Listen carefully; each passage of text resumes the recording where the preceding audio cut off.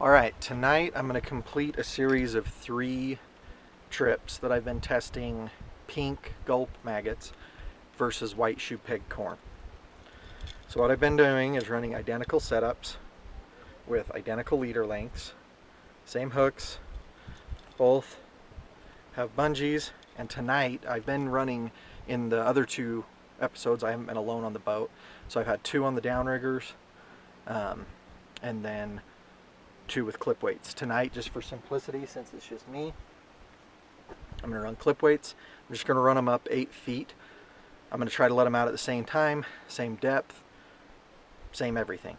I'm not going to tell you how the other 2 nights went yet, but we'll see how tonight goes and see if maybe it looks different than the other nights.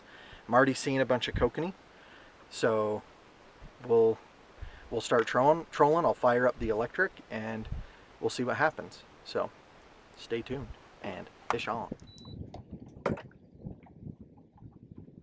Okay, number 2 on the corn. Hopefully I don't lose this one. I'm not going to net them tonight. I'm just going to fling them in the boat.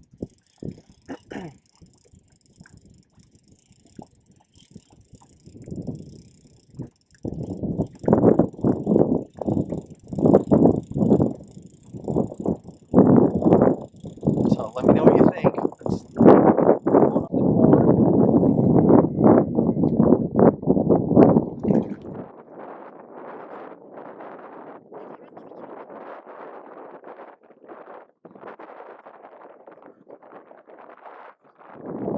So just gonna let go. Okay.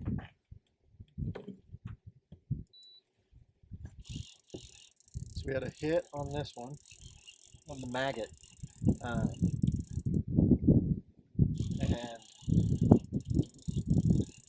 yeah, we let it sit for just a second. I didn't reel it in, and it came right back. So hopefully our first one on the maggot.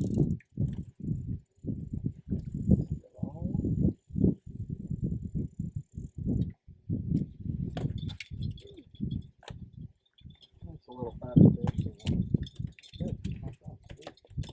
And as you can see, even catching that fish, we've got that purple passion hoochie, and it's still got a maggot on there. Lost one actually, but so that's a purple passion Rocky Mountain tackle hoochie.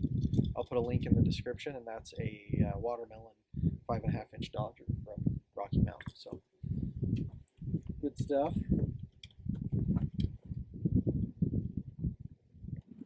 Okay, we got one on the maggot.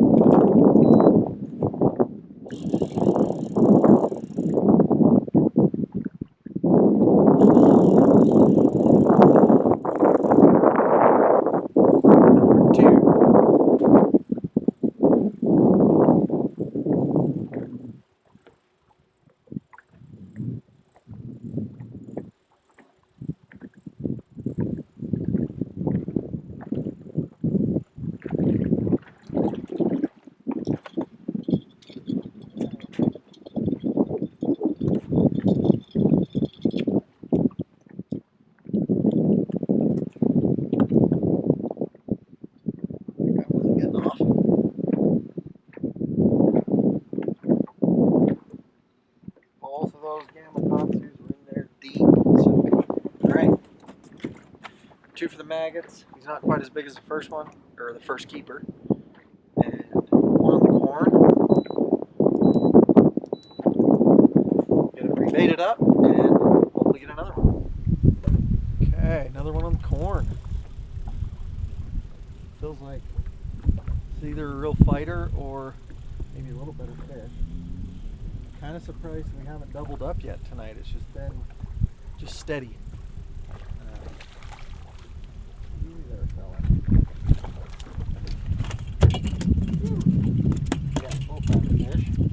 So there we go, 2 and 2, and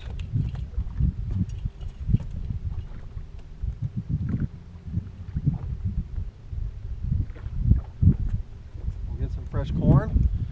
Just, I mean, really pretty kokanee this year. They're not real big in this lake, but you know, just it's a 13 incher. So I better get him in the cooler. All right. Okay. Another one on the corner.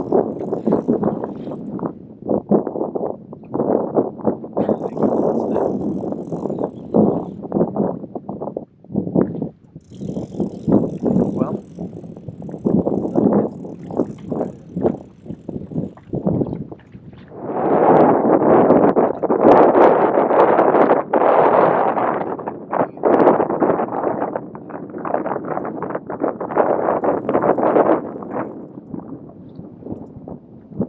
Gas out a little bit.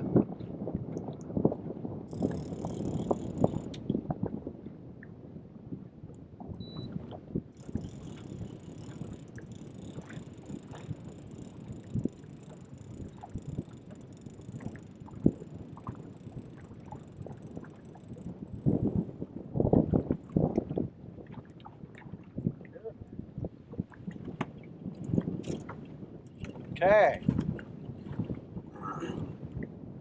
Gets a couple misses. Makes 3 for this guy.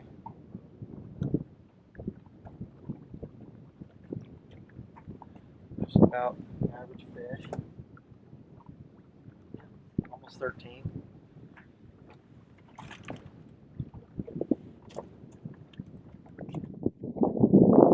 Okay. Well, this may mean the corn wins tonight.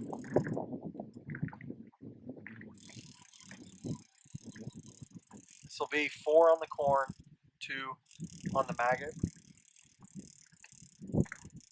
if it lands.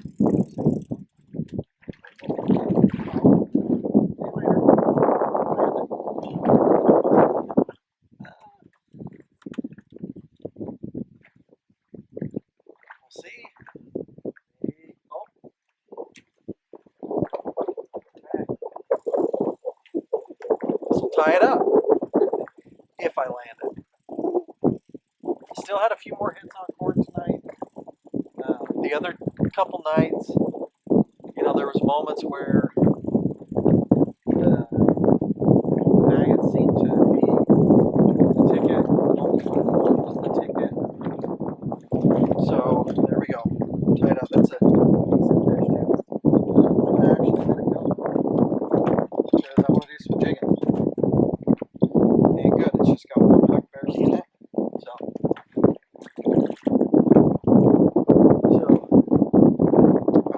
The end results, and what we did every night, we were using these same dodgers. When we were running the downriggers as well, we were running the 4-inchers on the downriggers with a Purple Passion wiggle hoochie. Same hook, same leader length, all that. And then on the clip weights, we were running the 5.5-inchers. I keep looking back like I need to watch for a fish to bite, but we're all in. So yeah, I tried to keep everything as close to the same as possible. And the end result, one night we had 3 people in the boat, so we caught 15 fish. The other night I had 2 people in the boat, we caught 10. Tonight I released a couple, but totaled of 6. We tied up tonight. The night that we did 10, we tied as well. And the night that we did 15, I think the corn caught 1 more fish. So, I mean, pretty straight down the middle. And I think really it just comes down to personal preference. I also think there's some advantages. I'm going to spin back where I'm wanting to go jig. It just comes down to personal preferences and kind of some advantages of each. So the corn, it's super cheap. I have a video on here about how to cure that corn so it's hard, then it stays on the hook better. I think it soaks in a lot of scent. In my opinion, I see what appears to be more scent coming off that corn than the maggots. Especially I've done a test where I take a piece of corn, I squeeze it over the water and just see how much juice comes out, and I do the same thing with the maggot. To me, the corn definitely, it just seems to hold more scent. I think that's a big advantage. Then a big advantage of the gulp maggots is they stay on the hook well. You can get hit and they really stay on the hook well, especially if you kind of thread them on. So what I've learned from all this is you can definitely catch kokanee on either one, and what I plan to do is what I've been doing for the past year or so. Keep these these in the boat, I'll set it up, both the pink and the white. I've used both. I prefer the pink a little, but the white works really well as well. I use them for ice fishing. I have videos with that I use corn and fake corn and maggots. But I keep those on the boat. You don't have to refrigerate them. They're shelf stable. It's easy to keep them in here all the time. And then the corn, I make up my little bottles like I show in my video, and I put them in the freezer. And I'm still going to bring them with. I'm still going to use them, even the maggots, even though they work well. And if I have a night that the corn's not working, maybe I'll go straight maggots or vice versa. Maybe I'll continue to run some of both. But the really nice thing about those maggots is they're always in the boat. I'm never on the water without something to put on that hook. And that's kind of how it goes. So please like and subscribe. I'll put links to the gear in the comments. And let me know if you have any other questions or what you prefer to use. I'd love to